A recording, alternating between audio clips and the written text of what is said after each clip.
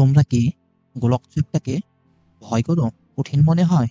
তাহলে তোমরা গোলক চ্যাপ্টারের প্রথম পর্ব দুটি দেখে নাও, দেখবে তোমাদের গোলক চ্যাপ্টার সহজ হয়ে গেছে। পূর্বের দুটি ভিডিওতে আমরা গোলক চ্যাপ্টারের 1 থেকে 14 পর্যন্ত সকল অঙ্কের সমাধান আমরা করেছি। আজকে আমরা করব 15 অতি সংক্ষিপ্ত ধরনের প্রশ্ন, ঠিক আছে? বা আমরা যেগুলো শর্ট কোশ্চেন নামে পরিচিত। এই সমস্ত অঙ্কগুলি করবার পূর্বে আমি তোমাদের বলছি পূর্বের ভিডিও দুটি অবশ্যই দেখবে, কেননা সেই ভিডিওতে খুব ডিটেলসে আমরা সমাধান করেছি। দেরি না করে চলো শুরু করি। কিন্তু যদি তুমি নতুন হয়ে থাকো তাহলে সাবস্ক্রাইব করে নাও। আজকের আমাদের প্রথম কোশ্চেন হচ্ছে 15 এর একেকটা। দেখো কি বলেছে, 2r একক দৈর্ঘ্যের ব্যাসার্ধ বিশিষ্ট নিরেট গোলকের আয়তন। এইখানে অপশন দেয়া রয়েছে 4। তোমাদের একটি বিষয় মাথায় রাখতে হবে, এইগুলি তোমাদের শর্ট কোশ্চেনে অর্থাৎ এইরকম 4টি অপশন দিয়েও দিতে পারে অঙ্কগুলি, কিংবা এই অঙ্কগুলি তোমাকে এই মান না দিয়ে ডাইরেক্ট বলল 2r একক দৈর্ঘ্য বিশিষ্ট নিরেট গোলকের আয়তন নির্ণয় করো, তখন তোমার এই পয়েন্টগুলি দেয়া থাকবে না। যদি তুমি এখন দুই রকম ভাবেই অভ্যাস করো, তাহলে এই সকল অঙ্কগুলি যেরকম ভাবেই তোমাদের পরীক্ষাতে আসুক না কেন তোমরা উত্তর দিতে পারবে, ঠিক আছে?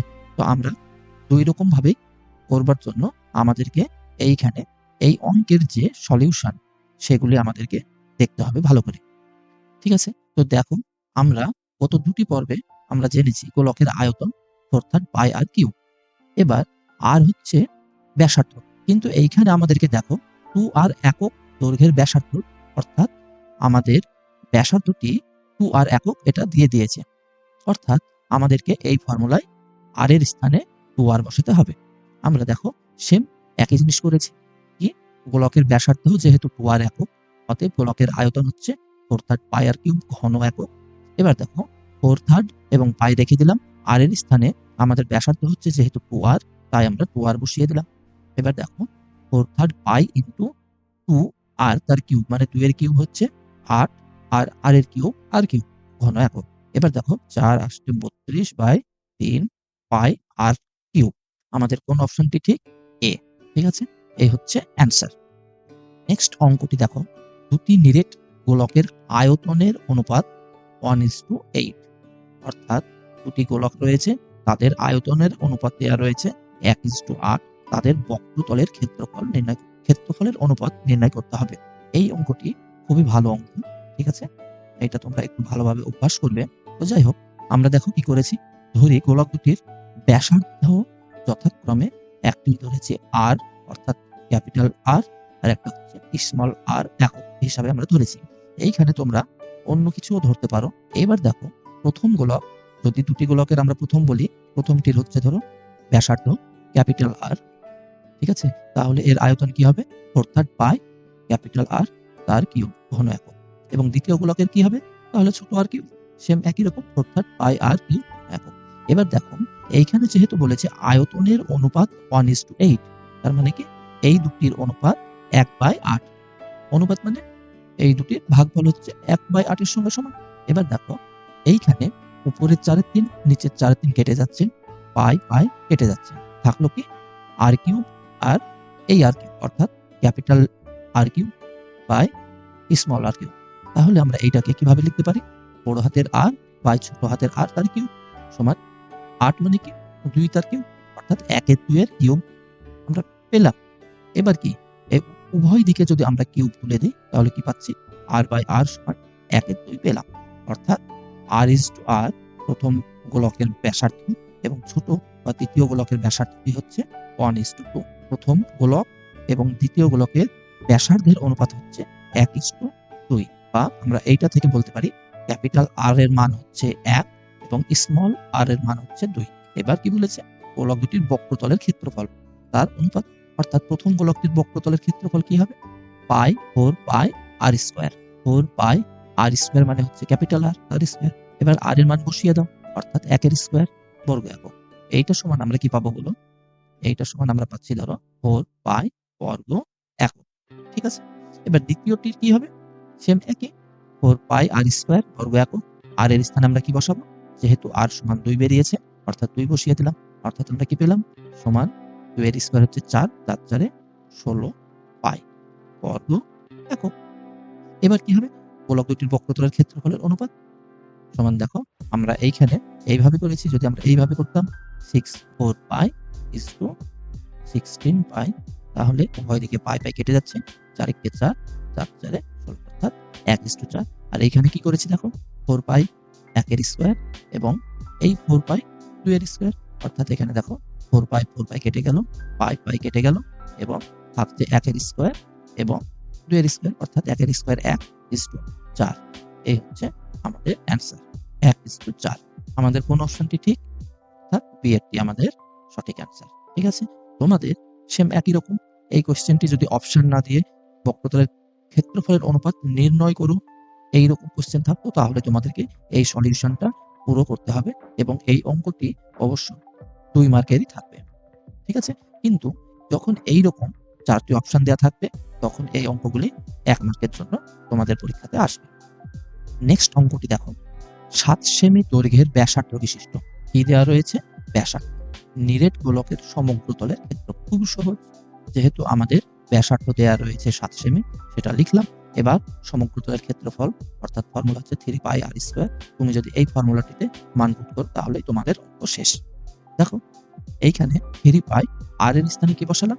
এই 7, যেহেতু ব্যাসার্ধ 7 তাই আমরা 7 বসালাম, অর্থাৎ আর স্কয়ার মানে 7 গুণিত 7। ঠিক আছে? এইবার 7 গুণিত 7 আমরা এইখানে পায়ের মান বসাইনি। কেন? যেহেতু অপশনে আমাদের অ্যান্সার আছে এই যে পাই গুণ হিসাবে দেওয়া রয়েছে, অর্থাৎ পায়ের মান না বসিয়ে আমরা গুণ হিসাবে রাখার চেষ্টা করব। তাহলে দেখো 3 গুণিত 7 7 49, তার মানে 3 49 হচ্ছে 147 ইনটু পাই, অর্থাৎ 147 পাই। দেখো কোন অপশনটিতে আছে, অর্থাৎ আমাদের সঠিক অ্যান্সার হচ্ছে সি 147 পাই বর্গ সেমি। এই হচ্ছে অ্যান্সার। এই অঙ্কগুলি ভালো লাগলে লাইক দাও, আর এই রকম আরো মজার সমাধানের নিয়ম জানতে চাও তাহলে চ্যানেলটি সাবস্ক্রাইব করে নাও। নেক্সট অঙ্কটি দেখো কি রয়েছে, দুটি নিরেট গোলকের বক্রতলের ক্ষেত্রফলের অনুপাত দেওয়া রয়েছে 16:9। তাদের আয়তনের অনুপাত নির্ণয় করো তাই বলেছে। যেহেতু বক্রতলের ক্ষেত্রফলের অনুপাত দেওয়া রয়েছে, অর্থাৎ আমরা কি করব, ওই দুটি নিরেট গোলকের ব্যাসার্ধ দুটি ধরে নেব। ঠিক আছে? ঠিক আছে, এইখানে দেখো আমরা গোলক দুটির ব্যাসার্ধ ধরেছি ক্যাপিটাল আর এবং স্মল আর একক করে। তাহলে প্রথম গোলকটির বক্রতলের ক্ষেত্রফল কি হবে? Same 4 pi capital R square বর্গ একক, এবং দ্বিতীয় গোলকের বক্রতলের ক্ষেত্রফল হবে 4 পাই স্মল আর স্কয়ার বর্গ একক। এবার দেখো এই দুটির অনুপাত দেওয়া রয়েছে 16:9, অর্থাৎ প্রশ্নানুসারে এই দুটির অনুপাত সমান 16:9 করে দেব। প্রথমটির বক্রতলের ক্ষেত্রফল বাই দ্বিতীয়টির বক্রতলের ক্ষেত্রফল সমান 16/9। এবার দেখো 4 পাই কেটে গেছে, অর্থাৎ উপরে থাকছে ক্যাপিটাল আর স্কয়ার আর নিচে থাকছে স্মল আর স্কয়ার। এই দুটি সমান 16/9, অর্থাৎ আমরা 16 মানে কি লিখতে পারি? 4 4 16, অর্থাৎ 4 এর স্কয়ার, এবং 3 3 9 মানে 3 এর স্কয়ার, অর্থাৎ ক্যাপিটাল আর বাই স্মল আর তার স্কয়ার সমান 4/3 তার স্কয়ার। অর্থাৎ উভয় দিকে যদি আমরা স্কয়ার তুলে দিই তাহলে কি হচ্ছে, capital R by small r equal to 4/3, অর্থাৎ আর ইস টু আর হচ্ছে 4:3। অতএব আমরা কি বলতে পারি, ক্যাপিটাল আর সমান হচ্ছে 4 আর স্মল আর সমান হচ্ছে 3। অর্থাৎ আমরা দুটি গোলকের ব্যাসার্ধ আমরা পেয়ে গেলাম, একটি হচ্ছে 4 একক আর একটি হচ্ছে 3 একক। এবার এদের আয়তন নির্ণয় করে তাদের অনুপাত নির্ণয় করতে হবে। অর্থাৎ আমরা কি করলাম, গোলক দুটির আয়তনের অনুপাত কি হবে? আমরা কি জানি, আয়তন সমান 4/3 পাই আর কিউব বর্গ ঘন একক, এবং ছোটটির হচ্ছে 4/3 পাই স্মল আর কিউব। এই ক্ষেত্রেও দেখো 4/3 কেটে যাচ্ছে, পাই এবং পাই কেটে যাচ্ছে, থাকছে শুধু capital R cube by small r cube. অর্থাৎ অনুপাত হচ্ছে প্রথম গোলকের ব্যাসার্ধের কিউব এবং দ্বিতীয় গোলকের ব্যাসার্ধের কিউব। এবার দেখো আমরা এই আর সমান কত পেয়েছি, একটি পেয়েছি 4, একটি পেয়েছি 3, অর্থাৎ 4 এর কিউব বাই 3 এর কিউব, অর্থাৎ 4 এর কিউব হচ্ছে 4 4 16, 4 16 64, পাই 3 এর কিউব হচ্ছে 3 3 9, 3 9 27, অর্থাৎ 64:27 হচ্ছে আমাদের সঠিক অ্যান্সার। অর্থাৎ কোন অপশনটি সঠিক? এ দেখো 64:27 আছে। ঠিক আছে, তোমার কি মনে হয় এই পদ্ধতি সহজ না কঠিন? কমেন্টে জানাও। ভিডিওটি ভালো লাগলে লাইক দিতে ভুলো না। নেক্সট অঙ্কটি দেখো, একটি নিরেট গোলকের বক্রতলের ক্ষেত্রফল 3 গুণ আয়তনের সংখ্যামান সমান হলে 3 গুণ আয়তনের সংখ্যামানের সমান গোলকটির ব্যাসার্ধের দৈর্ঘ্য নির্ণয় করতে হবে। এইখানে অঙ্কগুলো একটু ভালো করে পড়বে, তা না হলে বুঝতে পারবে কি বলেছে। এইখান থেকে তুমি কি বুঝতে পারছো সেটা দেখো, যে একটি নিরেট গোলকের বক্রতলের ক্ষেত্রফল যেটা, তার সঙ্গে তার আয়তনের ক্ষেত্রফলকে 3 দ্বারা গুণ করলে সেটা সমান হয়। তাহলে তাদের ব্যাসার্ধের দৈর্ঘ্যটি নির্ণয় করতে হবে। তাহলে দেখো, যেহেতু এটি একটি গোলকের ক্ষেত্রেই বক্রতলের ক্ষেত্রফল এবং আয়তনের যে সমান হবার সূত্র সেটা হচ্ছে 3 গুণ। ঠিক আছে, আমরা ধরে নিই গোলকটির ব্যাসার্ধ হচ্ছে r একক, অর্থাৎ বক্রতলের ক্ষেত্রফল কি হবে 4πr² বর্গ একক। ঠিক আছে, এবং আয়তন অর্থাৎ πr² ঘন একক। এইখানে πr³ হবে, πr³। ঠিক আছে, তো দেখো এইবার এত ঘন একক, যেহেতু কি বলেছে বক্রতলের ক্ষেত্রফল ও 3 গুণ আয়তনের সংখ্যামান সমান, অর্থাৎ আমরা বলতে পারি বক্রতলের ক্ষেত্রফল সমান 3 গুণ আয়তনের এই যে দুটি 3 দ্বারা গুণ করলে সমান হয়ে গেল। অর্থাৎ দেখো উভয় দিকে আমরা এই 4 কেটে দিলাম এবং পাই আর এই পাই কেটে দিলাম, আর এইখানে দেখো এই 3 আর নিচের এই 3 কেটে যাচ্ছে, অর্থাৎ কে পড়ে রইল শুধুমাত্র r² ইকুয়াল টু r³। তার মানে আমরা এইটাই বলতে পারি r সমান হচ্ছে 1। কেন? দেখো r³ ইকুয়াল টু r², যদি আমরা এইরকম ভাবে r³ কে ভাঙি, r ইনটু r² সমান 1 গণিত r²। এবার দেখো উভয় দিকে r² আর r² কেটে গেলে কি পড়ে থাকছে, r ইকুয়াল টু এই 1 পড়ে থাকছে, অর্থাৎ r সমান আমরা পেলাম 1। এটা কি ধরেছিলাম r একক, অর্থাৎ 1 একক নির্ণেয় যে মানটি বা ব্যাসার্ধ দৈর্ঘ্য সেটা হচ্ছে 1 একক। এটা হচ্ছে 1 নম্বর অপশনটি সঠিক। ঠিক আছে, তো দেখো এই অঙ্কটিও খুব ভালো অঙ্ক। ঠিক আছে, নেক্সট অঙ্কটি দেখো, বি এর কি বলেছে, নিচের বিবৃতিগুলি সত্য না মিথ্যা লিখি। প্রথম অঙ্কটিতে কি বলছে দেখো, নিরেট গোলকের ব্যাসার্ধের দৈর্ঘ্য দ্বিগুণ করলে আয়তন দ্বিগুণ হবে। তাহলে ব্যাসার্ধ দ্বিগুণ করলে আয়তন দ্বিগুণ হবে আমরা নির্ণয় না করলে বুঝতে পারবো না। তাহলে এই ক্ষেত্রে আমরা গোলকের ব্যাসার্ধ ধরে নিলাম r একক, তাহলে আয়তন হবে অর্থাৎ πr³ ঘন একক। এবার গোলকের ব্যাসার্ধ দ্বিগুণ অর্থাৎ r থেকে এখন 2r একক হয়েছে, তাহলে আয়তন কি হবে অর্থাৎ πr³। r এর স্থানে আমরা কি করব, r এর জায়গায় আমরা এই 2r বসাবো, অর্থাৎ কি হচ্ছে দেখো 4/πr ইনটু r³, অর্থাৎ এই 8 ইনটু দেখো 4/πr³, অর্থাৎ প্রথমটি আয়তনের সঙ্গে সমান। অর্থাৎ আমরা কি বলতে পারি যে ব্যাসার্ধ দ্বিগুণ করলে আয়তন কত গুণ বাড়বে, 8 গুণ বাড়ছে, তাই না? যদি গোলকের ব্যাসার্ধ আমরা দ্বিগুণ করি তাহলে দেখো এটি হচ্ছে প্রথমটির আয়তনের সঙ্গে সমান, দেখো 4/πr³, এটাও হয়েছে, এটাও রয়েছে 4/πr³, অর্থাৎ ব্যাসার্ধ যখন আমরা দ্বিগুণ করছি তখন তার আয়তন 8 গুণের সঙ্গে সমান হচ্ছে। অর্থাৎ আমরা বলতে পারি গোলকের ব্যাসার্ধ দ্বিগুণ করলে আয়তন 8 গুণ হয়। কিন্তু আমাদের অপশনে দেয়া রয়েছে দ্বিগুণ, অর্থাৎ এই তথ্যটি মিথ্যা, আমরা এখানে তথ্যটি মিথ্যা পেলাম। ঠিক আছে, তোমাদের এই অঙ্কটি নির্ণয় করো বলে দিতে পারে, সত্য না মিথ্যা না দিয়ে তোমাকে বললো নিরেট গোলকের ব্যাসার্ধের দ্বিগুণ করলে আয়তন কত গুণ হবে। ঠিক আছে, যদি এই রকম বলে তাহলে তোমাদেরকে এই সমাধান করেই নির্ণয় করতে হবে, এবং এই অঙ্কটিও খুব সুন্দর অঙ্ক। ঠিক আছে, কি ভালো লাগছে তো? যদি ভালো লাগে অবশ্যই এখনই বন্ধুদের মধ্যে শেয়ার করো, কেননা তারাও গণিতকে ভয় করলে এই ভিডিওর মাধ্যমে যদি গণিতের ভয় কাটাতে পারে তাহলে তাদেরও সুবিধা হবে। ঠিক আছে, নেক্সট অঙ্কটি দেখো, দুটি অর্ধগোলকের, গোলক বলেনি এখানে, বলেছে অর্ধগোলকের বক্রতলের ক্ষেত্রফলের অনুপাত 4:9 হলে তাদের ব্যাসার্ধের দৈর্ঘ্যের অনুপাত হবে 2:3। এইটা সত্য না মিথ্যা তাই নির্ণয় করতে হবে। অর্থাৎ এই অর্ধগোলকের আমরা ব্যাসার্ধ ধরে নেব, একটি হচ্ছে ক্যাপিটাল R আর একটি হচ্ছে স্মল r একক। তাদের বক্রতলের ক্ষেত্রফল কি হবে, প্রথমটির ক্ষেত্রে হবে 4πr² বর্গ একক এবং দ্বিতীয়টি হবে এই 4π স্মল r² বর্গ একক। এবার এই দুটির অনুপাত দেওয়া রয়েছে 4:9 বা 4:9। এই 4:9 এদের অনুপাতের সঙ্গে সমান, প্রশ্নানুসারে এই দুটির অনুপাত 4/9 সঙ্গে সমান আমরা করে দিলাম। এবার এখানে দেখো উপর নিচে 4/4 কেটে যাচ্ছে, অর্থাৎ থাকছে capital R square by small r square equal to 4 মানে হচ্ছে 2 এর স্কোয়ার, 9 মানে হচ্ছে 3 এর স্কোয়ার, অর্থাৎ R by R, capital R by R equal to 2/3। ব্যাসার্ধের দৈর্ঘ্যের অনুপাত, অর্থাৎ ব্যাসার্ধের দৈর্ঘ্যের অনুপাত r হচ্ছে 2:3। তাহলে দেখো এখানে অপশনে দেওয়া রয়েছে 2:3, অর্থাৎ এই তথ্যটি হচ্ছে সত্য। ঠিক আছে, আমরা নির্ণয় করে ফেললাম। এটির ক্ষেত্রেও, এই অঙ্কটির ক্ষেত্রেও তোমাদের এই ব্যাসার্ধের দৈর্ঘ্যের অনুপাত নির্ণয় করে বললে তোমাদেরকে কিন্তু এইভাবে সমাধান করে দেখাতে হবে। ঠিক আছে, নেক্সট অঙ্কগুলি দেখো, সি এর শূন্যস্থান পূরণ করি। 1 নম্বরেরটি দেখো কি আছে, একটি তল বিশিষ্ট ঘনবস্তুর নাম হচ্ছে গোলক। এইখানে তোমাকে যদি ঘুরিয়ে প্রশ্ন করে তাহলে কি করতে পারে, গোলকের কয়টি তল থাকে, অর্থাৎ গোলকের তল হচ্ছে একটি এবং সেটি বক্রতল। কিন্তু তোমাকে যদি এইখানে অর্ধগোলকের তল কয়টি এইরকম কোশ্চেন করতো, তাহলে মনে রাখবে অর্ধগোলকের তল হচ্ছে 2টি। কেন? অর্ধগোলক হচ্ছে ঠিক এইরকম, যে এইরকম একটি তল থাকে, তারপরে ধরো এইরকম। এই ক্ষেত্রে তল কয়টি? এই হচ্ছে একটি বক্রতল, আর এই উপরে এই অংশটি কি একটা সমতল।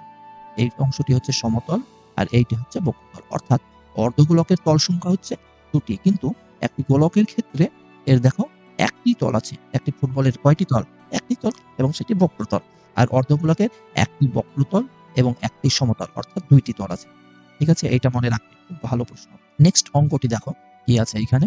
এইখানে রয়েছে একটি নিরেট অর্ধগোলকের সমতলের সংখ্যা, সেম এই যে সমতল হচ্ছে এই উপরের, এটি হচ্ছে সমতল। ঠিক আছে, এটি হচ্ছে একটি। নেক্সট অঙ্কটি দেখো, একটি নিরেট অর্ধগোলকের ব্যাসার্ধের দৈর্ঘ্য 2r একক। কি? ব্যাসার্ধের দৈর্ঘ্য, অর্থাৎ r ইকুয়াল টু, এটা দেওয়া রয়েছে 2r একক। সমগ্র তলের ক্ষেত্রফল কত হবে? তাহলে সমগ্র তলের ক্ষেত্রফলের ফর্মুলা কি? 3πr square. অর্ধগোলকে 3πr square.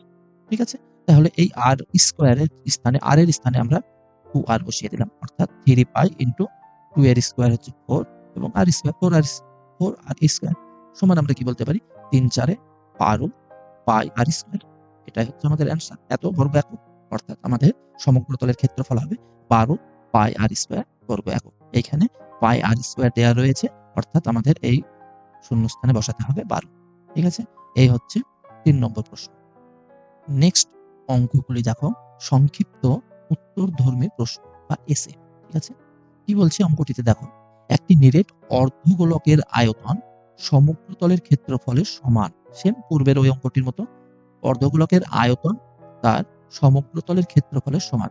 অর্ধগোলকটির ব্যাসার্ধের দৈর্ঘ্য নির্ণয় করতে বলেছে। যেহেতু আমরা এইখানে ব্যাসার্ধ দেওয়া নেই কিছু, তাহলে আমরা ব্যাসার্ধটিকে ধরে নিই। ধরি অর্ধগোলকের ব্যাসার্ধ আর একক, তাহলে অর্ধগোলকের সমগ্রতলের ক্ষেত্রফল কি? 3πr স্কোয়ার বর্গ একক। দেখে দিলাম। এবং আয়তন হচ্ছে কি? 2/3 পাই আর কিউব। গোলকের আয়তন হচ্ছে 4/3 পাই আর কিউব, আর অর্ধগোলকের আয়তন হচ্ছে 2/3 পাই আর কিউব ঘন একক। এই ক্ষেত্রে যেহেতু অর্ধগোলক, তাই আমরা এই ফর্মুলার ব্যবহার করব।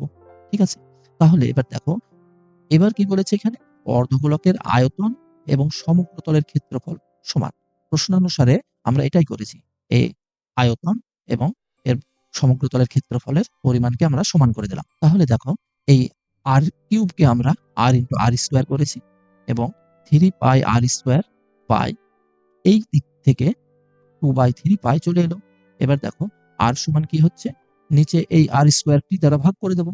তাহলে এখানে আছে দেখো 3π আর স্কোয়ার, এই 2 এর 3 এর এই 3টি করে চলে যাচ্ছে। ঠিক আছে, তাহলে কে রয়েছে 2 গণিত পাই, আর এই দিক থেকে এই আর স্কোয়ার ভাগ হিসাবে এসেছে। তাহলে দেখো উপর নিচে পাই পাই এবং আর স্কোয়ার কেটে গেল। কে রয়েছে 3 × 9/2, অর্থাৎ আর ইকুয়াল টু 9/2 সমান 4.5। এইখানে যেহেতু আমরা আর কি ধরেছি, একক, অর্থাৎ আমরা অ্যান্সারেও একক লিখবো। ঠিক আছে, নির্ণেয় ব্যাসার্ধ 4.5 একক। এই হচ্ছে অ্যান্সার। কি কঠিন না সহজ? একদম সহজ। তোমরা একটু ভালো করে দেখো, গোলক অঙ্ক খুবই সহজ। তুমি মনে রাখবে, মাধ্যমিকে এই চ্যাপ্টার থেকে শর্ট কোশ্চেন থাকার সম্ভাবনা খুবই বেশি। নেক্সট অঙ্কটি দেখো, একটি নিরেট গোলকের বক্রতলের ক্ষেত্রফল একটি নিরেট লম্ববৃত্তাকার চোঙের বক্রতলের ক্ষেত্রফলের সমান। অর্থাৎ একটি গোলক রয়েছে এবং একটি চোঙ রয়েছে, যাদের বক্রতলের ক্ষেত্রফল সমান। চোঙটির উচ্চতা এবং ব্যাসার্ধের দৈর্ঘ্য উভয় 12 সেমি। চোঙটির, ঠিক ঠিক আছে? তাহলে গোলকটির ব্যাসার্ধের দৈর্ঘ্য কত হবে এইটা নির্ণয় করতে বলেছে। তাহলে চোঙের কি দেওয়া রয়েছে? উচ্চতা হচ্ছে 12 সেমি এবং ব্যাস হচ্ছে 12 সেমি।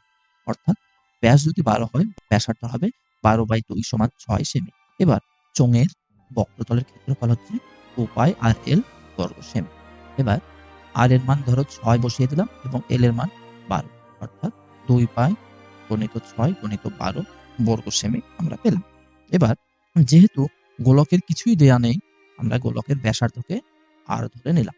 তাহলে গোলকটির বক্রতলের ক্ষেত্রফল কি হবে? 4 পাই আর স্কয়ার বর্গ সেমি। এবার কি বলেছে?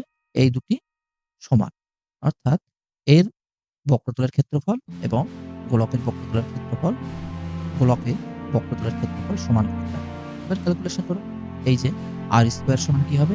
এইটা বাই 4 পাই। এইখানে দেখো পাই কেটে গেল। 4 দ্বারা 12 কে কাটলে 3 4 এ 12, অর্থাৎ উপরে থাকছে কত? 3 6 18, 18 দুগুণে 36, অর্থাৎ আমরা পেলাম আর স্কয়ার সমান 36 বা আর সমান হচ্ছে 6। 36 কে আমরা কি 6 এর স্কয়ার লিখতে পারি? উভয় দিক থেকে স্কয়ার করলে আর হচ্ছে 6 এর সঙ্গে সমান হয়ে গেল। অর্থাৎ আর সমান কি? আর হচ্ছে গোলকের ব্যাসার্ধ, অর্থাৎ আর ইকুয়াল টু 6 যেটা আছে গোলকের ব্যাসার্ধ সমান 6 সেমি। এইটা হচ্ছে অ্যান্সার। তোমার কি এই পদ্ধতিগুলি পছন্দ হচ্ছে? যদি পছন্দ হয় তাহলে লাইক করবে। ঠিক আছে? নেক্সট অঙ্কটি দেখো। একটি নিরেট অর্ধগোলকের সমগ্রতলের ক্ষেত্রফল এবং একটি নিরেট গোলকের বক্রতলের ক্ষেত্রফল সমান। তাহলে কি অর্ধগোলকের সমগ্রতলের ক্ষেত্রফল এবং গোলকের বক্রতলের ক্ষেত্রফল সমান। অর্ধগোলক এবং গোলকের ব্যাসার্ধের অনুপাত নির্ণয় করতে হবে। সেম একই টাইপের এইখানেও গোলকের ব্যাসার্ধকে আমরা ক্যাপিটাল আর একক ধরলাম এবং অর্ধগোলকের ব্যাসার্ধকে স্মল আর ধরলাম। এইখানে তোমরা ছোট হাতের R1 একক এবং ছোট হাতের R2 এককে ধরতে পারলে কোনো সমস্যা নেই। এই দুটির ব্যাসার্ধ যাতে আলাদা দেখতে হয় সেই রকম জিনিস ধরবে। তোমরা এখানে এইখানে এ বিও ধরতে পারো, কোনো অসুবিধা নেই। কিন্তু ব্যাসার্ধের ক্ষেত্রে আমরা আর রেডিয়াস হিসেবে, ঠিক আছে? তো আর ধরলে এটাকে দুই রকম ধরবে, হয় R1 R2 কিংবা ক্যাপিটাল আর স্কয়ার। ঠিক আছে? এবার অর্ধগোলকের সমগ্রতলের ক্ষেত্রফল 3 পাই আর স্কয়ার বর্গ হবে এবং গোলকের বক্রতলের ক্ষেত্রফল হচ্ছে 4 পাই আর স্কয়ার বর্গ হবে। যেহেতু এই দুটিকে সমান বলেছে তাই আমরা প্রশ্নানুসারে এই দুটিকে সমান করে দিলাম। এবার দেখো small r square by capital R square সমান কি হবে? এই দিকে রয়েছে 4 পাই আর এই দিক থেকে এই দিকে এলে ভাগ হিসাবে পাচ্ছি আমরা 3 পাই। পাই কেটে যাচ্ছে, অর্থাৎ small r by capital R তার স্কয়ার সমান 2 তার স্কয়ার বাই 3 মানে √3 তার স্কয়ার। এবার দেখো আমরা কি লিখতে পারি এটাকে? আর বাই আর মানে হচ্ছে 2 বাই √3, অর্থাৎ small r is to capital R সমান 2 ইজ টু √3। এটাই তো আমাদের চেয়েছে, কি? অর্ধগোলক এবং গোলকের ব্যাসার্ধের অনুপাত। ঠিক আছে? আর আর ইজ টু আর আমরা পেলাম এটা। অর্ধগোলক এবং গোলকের ব্যাসার্ধের অনুপাত হচ্ছে 2 ইজ টু √3। ঠিক আছে? নেক্সট অঙ্কটি দেখো। একটি নিরেট গোলকের বক্রতলের ক্ষেত্রফল S, আয়তন V হলে S³ বাই V স্কয়ার এর মান কত লিখি তাই বলেছে। অর্থাৎ বক্রতলের ক্ষেত্রফল এইটাকে S দ্বারা বোঝাচ্ছে এবং আয়তনটিকে V দ্বারা বোঝাচ্ছে। ঠিক আছে? আমাদেরকে এইটার মান নির্ণয় করতে হবে। এখন যেহেতু আমরা কি জানি, বক্রতলের ক্ষেত্রফল যদি আমরা গোলকের ব্যাসার্ধ R জানি তাহলে ক্ষেত্রফল হচ্ছে 4 পাই আর স্কয়ার। এই যে ক্ষেত্রফল এটি হচ্ছে S, অর্থাৎ S equal to 4 pi r square আমরা বসাতে পারবো এবং আয়তন বা V, ঠিক আছে? আয়তন 4/3 পাই আর কিউব। এই ক্ষেত্রে আমরা একক পাবো, ঘন একক। এবার কি বলছে যে S³ বাই V স্কয়ার এর মান নির্ণয় করতে হবে। অর্থাৎ দেখো x³ S মানে কি? বক্রতলের ক্ষেত্রফল হচ্ছে S, তার কিউব মানে পুরো এই অংশটির কিউব 4 পাই আর স্কয়ার তার কিউব আমরা বসিয়ে দিলাম বাই V স্কয়ার। V মানে কি? এইটা 4/3 পাই আর কিউব। তাহলে 4/3 পাই আর কিউব, তার বাইরে আমরা স্কয়ার দিয়ে দিলাম। এবার আমাদেরকে করতে হবে ক্যালকুলেশন। তার মানে কিউব মানে কি? 3 বার গুণ করব।